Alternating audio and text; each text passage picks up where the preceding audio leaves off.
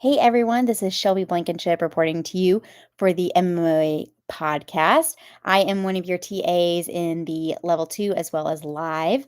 And today we're going to be talking about the Southern Legends Throwdown 50 plus fitness competition that my husband and I have started throwing. We started last year and now we just finished round 2. We did this past Saturday. So just kind of wanted to give a recap in case this is something that y'all would be interested in doing at your clinics or at your gyms, because there's definitely a niche that has not been tapped into with these folks. When we do masters comps, it's usually just 35 to maybe 45-year olds. So that 50 plus tends to get neglected a little bit. So we're just kind of spreading the love, trying to get more of these folks, not only from our gym, but all the gyms around to compete. So this has been super, super fun. So just wanted to give some highlights of things that we changed this year versus last year and just kind of give a little overview if you're not familiar with the Southern Legends Throwdown. So the Southern Legends Throwdown, we did it at our gym last year, which is about 1,500 square feet. This year, we were able to do it at an actual CrossFit gym, which was much, much, much larger, which was really nice from like a logistics perspective, but also just an equipment perspective. We were able to be a little bit more versatile in our programming, which was nice. But with that came a little bit more of an increased price. So last year, we had our teams pay $100 per team, and the teams were teams of 2. This year, we did $200. This allowed one for better venue, but also we were able to create better prizes. We did our own website. We were able to advertise. We were also increased like having more vendors and sponsors because we didn't have any of those last year. And if there's any advice I can give when it comes to vendors is make sure at least one of them is food. That is one of the biggest sellers, especially when you're doing a fitness competition. People really need nutrition and good nutrition, and it helps kind of broadcast opportunities in the local community if you have some people there that are really honed in on that market when it comes to nutrition and kind of giving them that opportunity to show what they have. We had 2 vendors that are really in that kind of health industry, which was really, really nice to kind of give the local small business a little bit of love because that's easily a hard market to kind of advertise with, because people tend to only think about like the really big ones like Factor Meals or those kinds of things. So that was really, really nice. We really, really enjoyed that. The other vendor that I would highly recommend having, and we're not able to have it this year. They had some childcare things that popped up, but was t-shirts, any type of cool wear is always going to get sold. People love t-shirts. They especially love them when they have like cool um, sayings, especially when it relates to age and being able to show how, for lack of a better word, badass that they are. So that is another one that I would definitely tap into. The third one, which was one of our sponsors, but they were not able to be there, is we actually got sponsored by a company called Transformation here in Nashville, and they are really, really into the getting DEXA scans and those kinds of things a little bit more available to people rather than always having to go through insurance. And especially since that's kind of like the gold standard when it comes to musculoskeletal health, we made sure to kind of add that to our um, funnel, if you will, of how like who we wanted to sponsor what we were doing, because we wanted it to be people that we believed in. And so that was really nice to kind of have that availability as well to kind of broadcast like, hey, there's other ways besides the BMI or things that aren't as great. So we definitely reached out to them, and that was a really nice collaboration as well. As far as programming went this year, my husband did all the programming, but we definitely kind of changed it up a little bit more from last year. I talked earlier about how we changed up, just because we had more stuff that we could work with. But the other thing that we did is we really tried to attribute like what type of testing that we wanted to be done. And we did ultimately 5 tests. The 5th one was a sneaky surprise one, but the first 2 were very endurance based. So the first one that it was a 1,200 meter for our scaled athletes, or we call them newbies. And then we had a 1600 meter for our more higher level athletes. We call them our crafty veterans. And they had to do a 1200 meter or 1600 meter ski as a team. And then once they finished, they had a little bit of rest time. And then they found a um, 1 rep max of a complex. So it was deadlift, power clean, hang power clean, and a push jerk. Last year, what we did is we did a just a deadlift max, and we actually ran out of weights. So, because some of these people are really, really strong. So that was a really good learning experience for us. Is that we wanted to make sure like a complex ended up where we didn't have to have as many weights, and it actually ran a little bit more efficiently because it wasn't just like people just continuing to throw weight on the bar. They actually, were a little bit more strategic in trying to get those 3 to 4 lifts in because it required so much more effort. And then the second event this year we did, it was a 12-minute time cap, and it required a buy-in of a certain number of calories on the assault bike, walking lunges with a barbell on their backs, and 50 wall balls. And then they had to do the reverse. And then the score was their max calories on the bike. Well, some of these people were super speedy, and they actually ended up on the bike for like 6 to 7 minutes. And if you've ever been on the bike for more than like 2, it's terrible.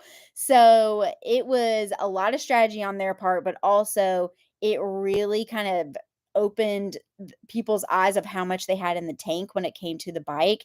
And every single person, every single team, every single division really, really felt that workout, which I thought was a huge, huge win. Because sometimes there's certain workouts that don't speak to both divisions really well. Like it's really hard for the newbies, but it's not as challenging for the crafty veterans. So we really liked that kind of workout where it had that time cap, but it really, really showed not only their capacity to do those very leg heavy things, but that really hard cardio at the end. The last, like, 3rd and 4th events that we did were really, like, focused on being fast and powerful. So, we had a 200-meter, joined run, or they could walk or jog, jog for all we care.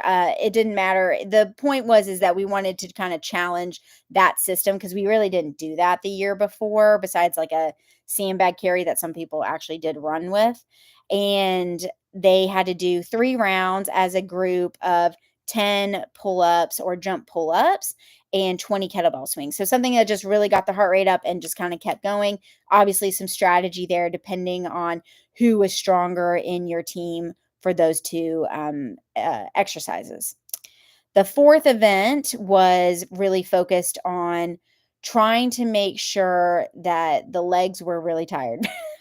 So we had like a sandbag goblet squat ladder where they kept kind of traversing down the lines. We had 25 feet and we blocked off or had lines for every 5 feet. So visually, it was really cool because you could see immediately like who was in the lead, but it also kind of created that angst for a lot of the competitors to make sure that they didn't screw up the ladder because they had to do partner one was doing 10 goblet squats while the other was going down and back with the sandbag, and then they would switch, and then every 5 feet they would go down in reps, so 8, 6, 4, 2. And by the end it people got a little confused of who was supposed to be holding the sandbag and who was supposed to be holding the goblet squat, and it was very, very fun to watch and kind of get that like panicky sensation for an event. The fifth one we did, which was a surprise to everybody, was 1 minute max synchro burpees. Nobody's happy about doing synchro burpees, especially at the very end. But it was my birthday, and I thought nothing better to do than synchro burpees. I mean, that's just what you do. And we hadn't done burpees in an event yet. So that was really fun, especially for a lot of our folks from Stave Off that got to participate. A lot of the events this year were stuff they could not have done the year before. So the walking lunges, the wall balls, the burpees really, really showed just like the improved capacity, kind of like how the CrossFit Open does as well. And so it was just really neat to see their ability to do that and then be really, really proud of themselves because a lot of the way that our divisions are, we don't have it by age group. We just have it by capacity to do things. So eventually, like obviously, if this became a lot bigger, we would love to have that where we would have a section where it's like, hey, if the accumulated age is 100 to 120, you're in this group, et cetera, et cetera. Because one of our guys, Gary, he's 75. He was the oldest competitor, and he did awesome, but I think sometimes it's easy when you're 75 competing against a 55-year-old, it's sometimes easy to be like, "Ah, like, I could have done better on this event." And, sometimes age can matter, but I think more than anything, we like to show, like, capacity is capacity regardless of age. But recovery can definitely play a huge factor when you've got this many events. As far as recovery goes, we really shot for doing 1 event every hour. So, especially like those shorter events, we would try to take a little bit more time on the reset or just allowed people to have a little bit extra break time versus like our longer workouts where they were like 12 to 17 minutes, we would turn around a little bit faster. Um, Overall, I think people wish they had maybe a little bit more rest after that second event with the bike, but I mean, they really, really did well. And we really emphasized like visiting the vendors with the food to make sure they were getting enough nutrition, especially for our peeps. We were really emphasizing at least 2 weeks prior, like they've got to eat, they've got to get the carbs in, they've got to get the protein in to make sure that recovery on the day of wasn't just reliant on that day, but the many weeks prior to that. As far as like some things that, that some, I don't want to call them headaches, but little things that kind of popped up this year compared to last year. Last year we had 15 teams. This year we had 13 teams. And unfortunately, we actually ended up going down to 11 because the day before, two teams had to drop for different reasons, mostly due to like illness or a family situation. And unfortunately, that's just that comes with these kinds of things. And so being able to kind of swap people and move people in and out of the heats, it's just part of it.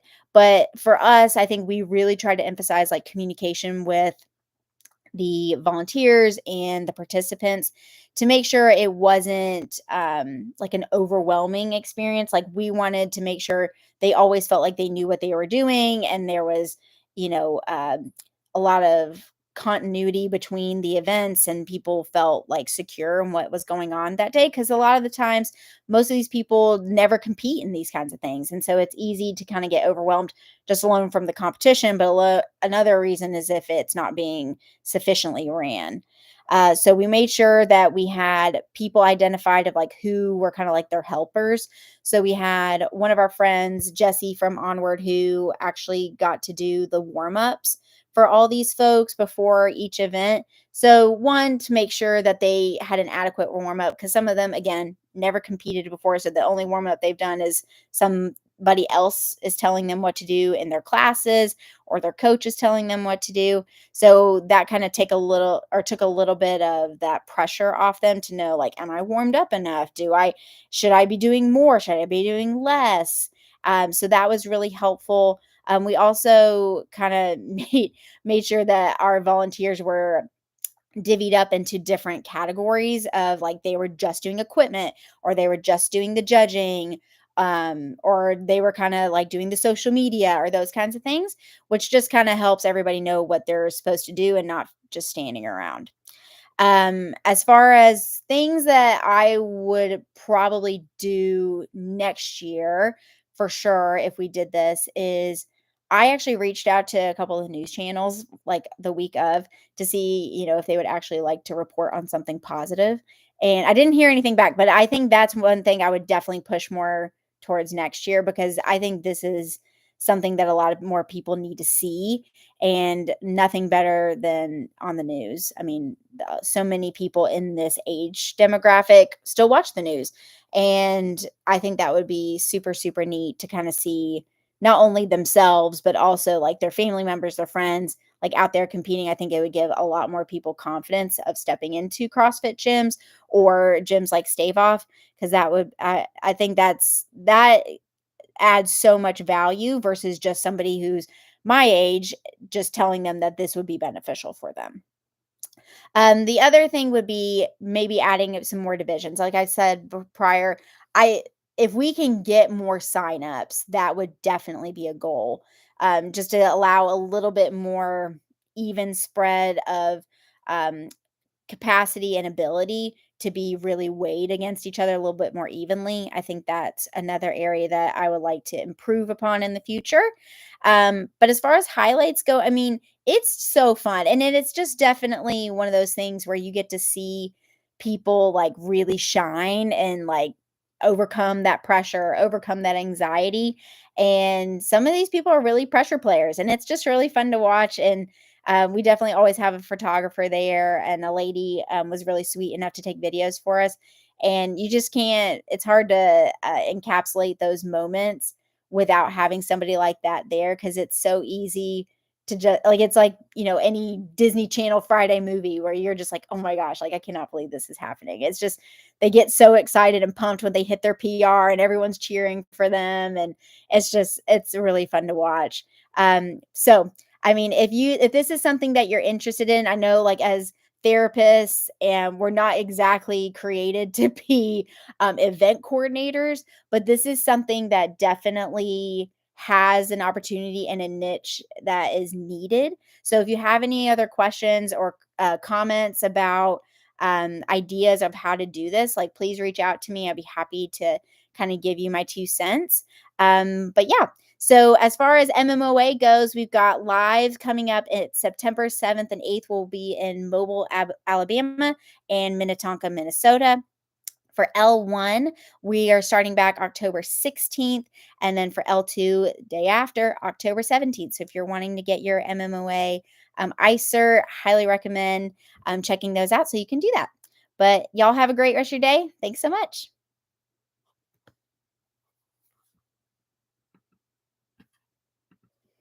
Was that okay?